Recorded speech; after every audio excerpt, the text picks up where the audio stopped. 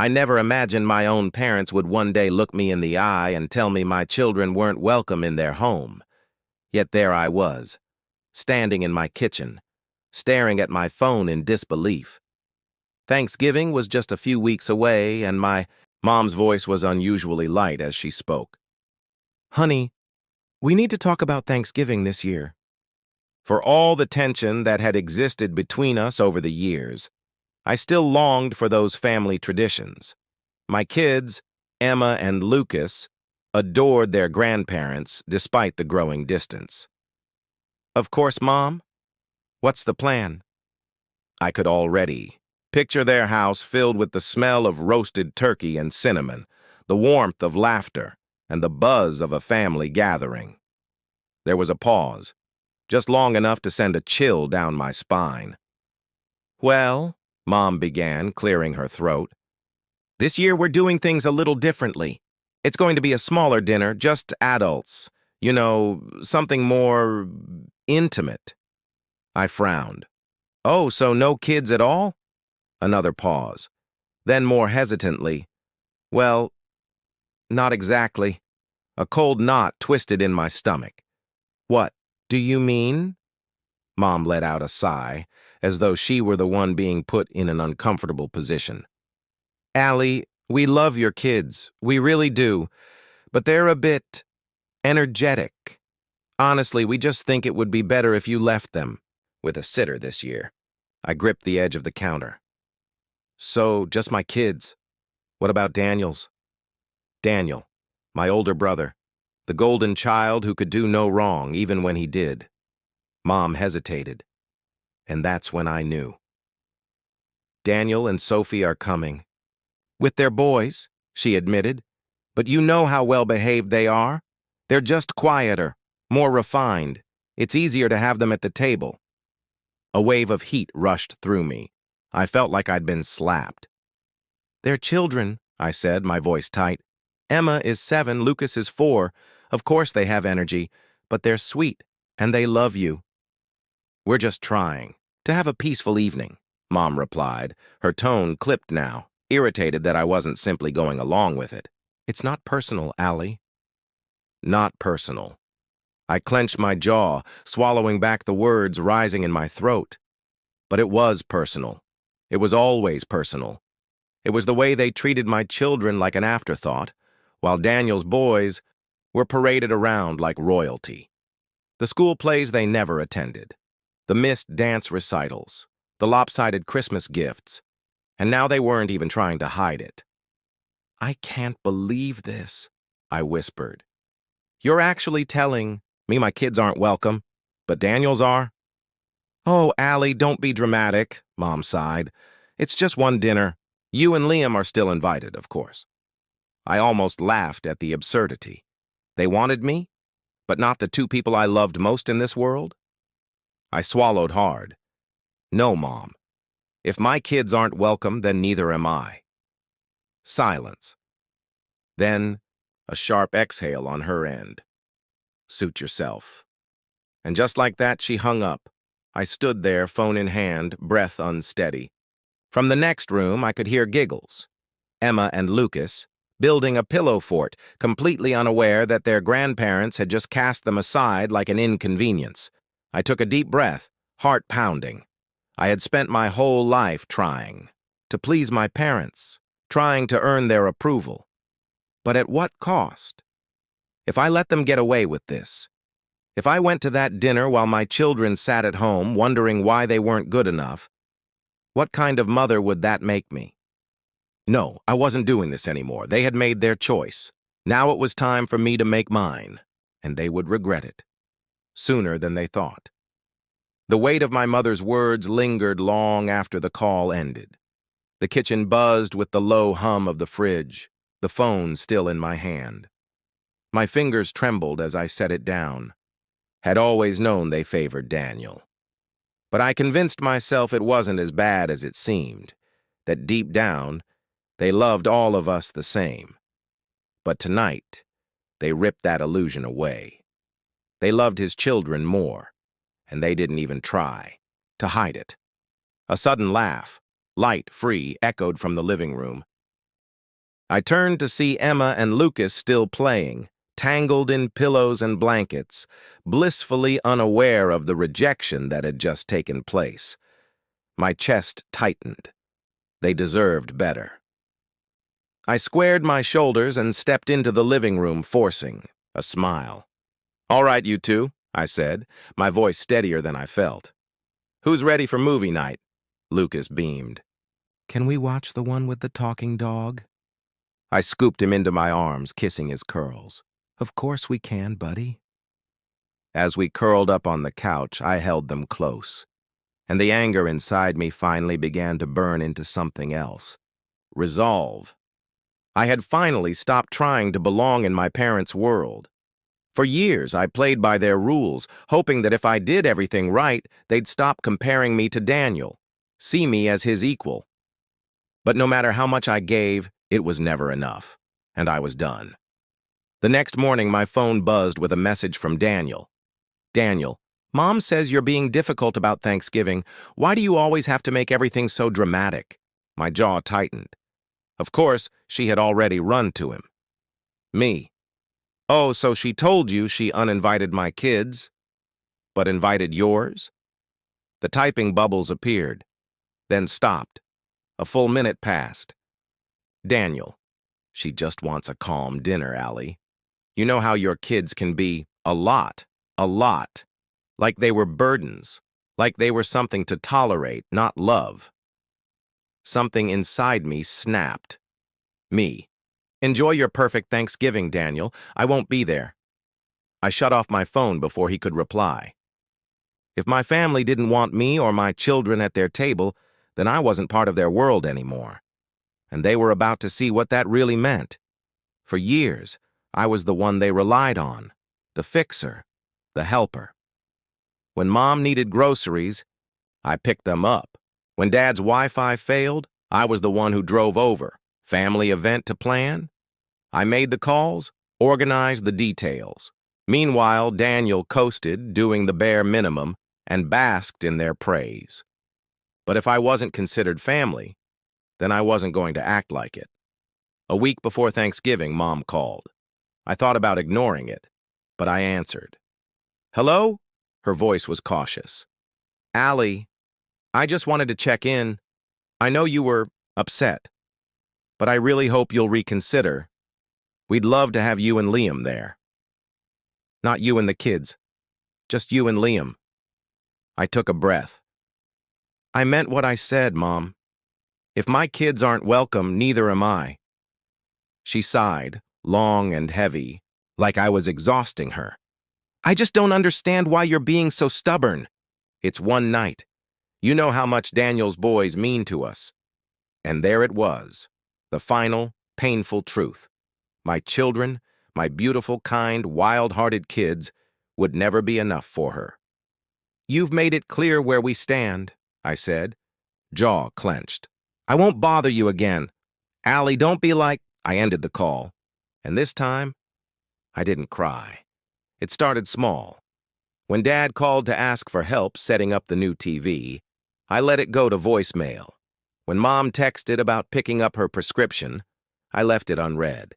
For years, I had been always available. Always. Reliable. Not anymore.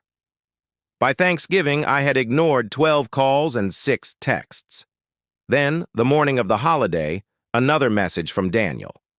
"Daniel, Mom and Dad are really upset you're ignoring them. Are you seriously going to let this go this far?" Me.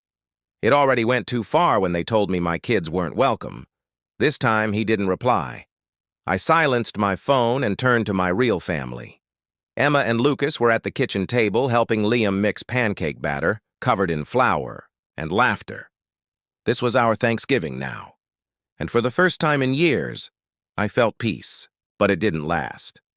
The phone rang. Mom. Then again. And again. Liam glanced over. "Want me to turn it off?" I shook my head. "If it's an emergency, I should know." I answered, my tone flat. "What is it?" "Oh, now you pick. Up," she said, exasperated. "I suppose you're just sitting at home feeling sorry for yourself while we're here having a lovely dinner." I sighed. Mom, if you called to gloat. That's not why I called, she snapped. I need to ask you something. I braced myself. Did you cancel the credit card? Everything went still. What are you talking about? I asked quietly, stepping away from Liam. Your father's credit card, the one we've been using for groceries, gas, essentials. It was declined this morning. And suddenly I knew exactly which card she meant. Years ago, when Dad was recovering from surgery and their finances were tight, I added them to my credit card. It was meant to be temporary, just a safety net until they got back on their feet. I had forgotten to remove them, and clearly, they never reminded me. You mean my credit card? I asked. There was a pause, then a scoff. Oh, don't. Be so dramatic, Allie. It's just a card. You make good money.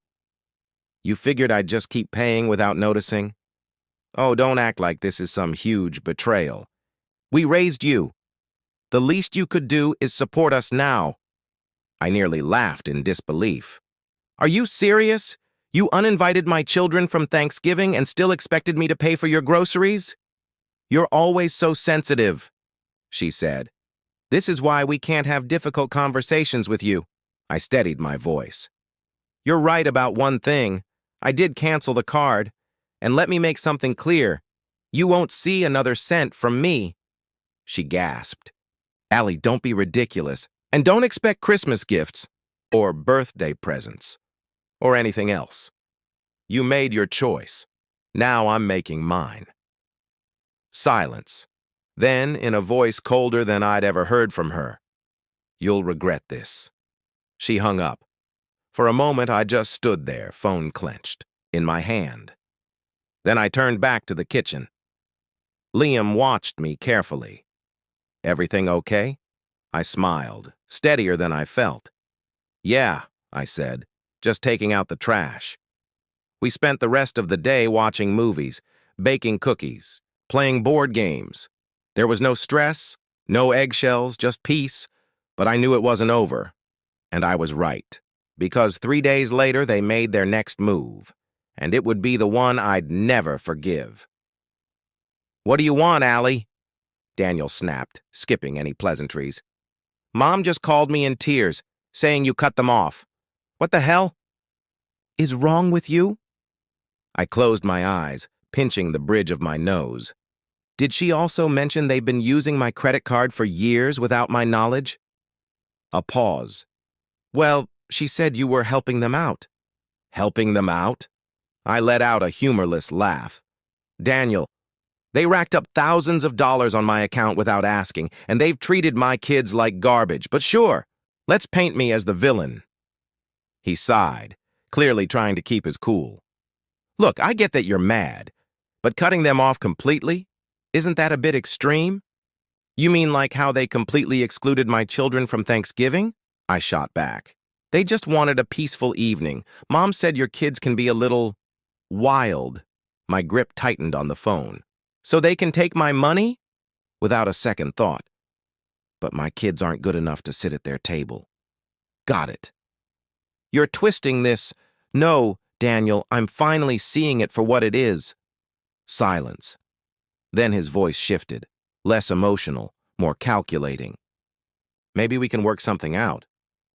What if you just kept helping them, but with a cap? A smaller monthly transfer. That way no one has to suffer over a misunderstanding. A cold laugh bubbled up in my throat. Let me get this straight. You want me to keep sending them money after they literally told me they love your kids more than mine? They didn't mean it like that, he muttered. They said it, Daniel. He had no response for that. Finally, he said stiffly, Fine. If you want to be selfish, that's on you. But don't expect Mom and Dad to forgive you anytime soon. I smirked. I'll survive. Before he could respond, I hung up. For weeks, the silence from my parents was deafening. No calls, no texts. I figured they were waiting for me, to cave, to come crawling back for their approval. But what they didn't realize was, for the first time in my life, I didn't need it anymore. And then, just when I thought they were done, they pulled one last desperate stunt. It was the week before Christmas when the letter arrived. Liam found it in the mailbox, his brow furrowed as he read the sender's name. "It's from your parents." I stiffened. "Oh, great. Let me guess. Guilt, manipulation, or straight-up gaslighting?"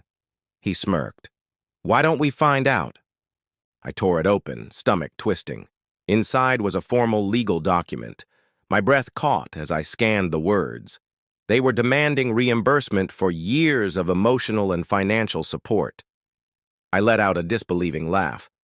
"They're billing me for my childhood." Liam's eyes moved over the document. "They itemized everything: food, clothes, school supplies, medical bills." His jaw tightened. "This is insane." At the bottom of the page was the final sum, $78,542. They actually think I'm going to give them nearly 80 grand. They must be desperate. I exhaled slowly, anger rising in my chest. This wasn't about money. It never had been. This was about control, a last-ditch attempt to yank me back into their grasp. I looked at Liam, my decision already made. "I think it's time I paid them a little visit." The next day, I drove to my parents' house, the letter clenched in my hand. When Mom opened the door, her face immediately hardened. "Oh, so now you show up." I held up the letter. "You seriously thought this would work?"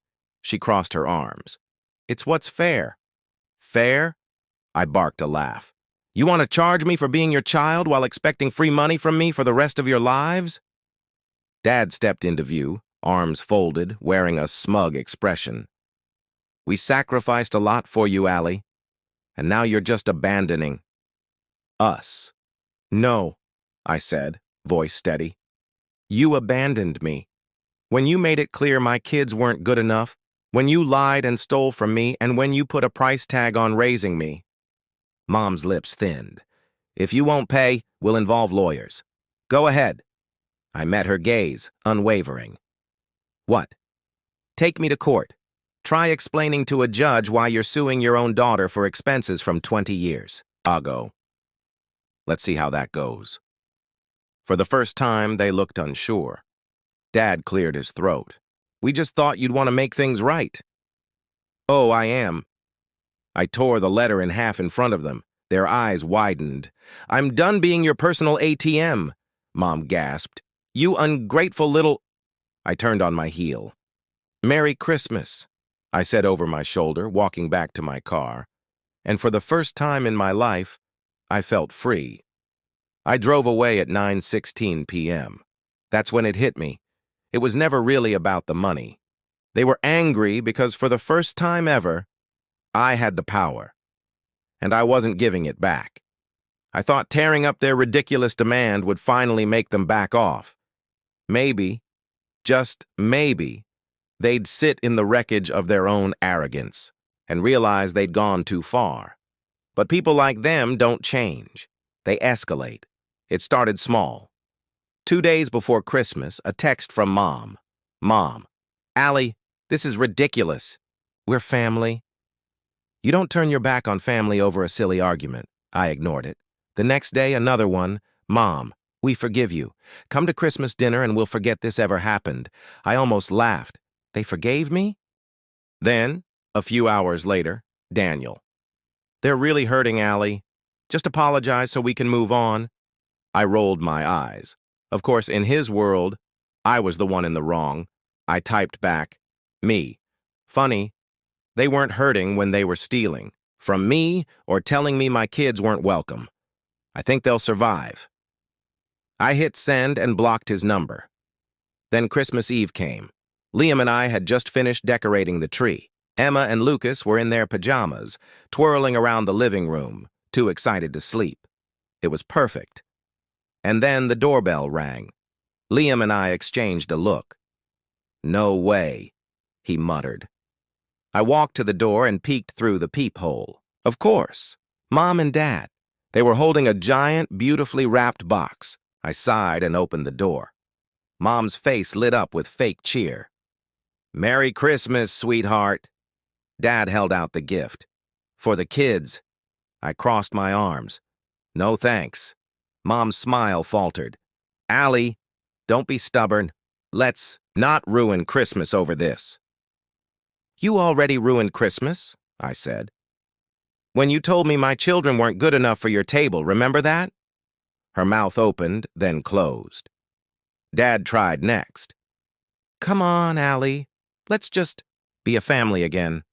I stared at them, empty. You don't want a family, you want a servant. You want me to be useful again. They didn't argue. I shook my head. Take your gift and go. Mom's voice hardened. Don't be selfish. Think about the children. I smiled, cold, sharp.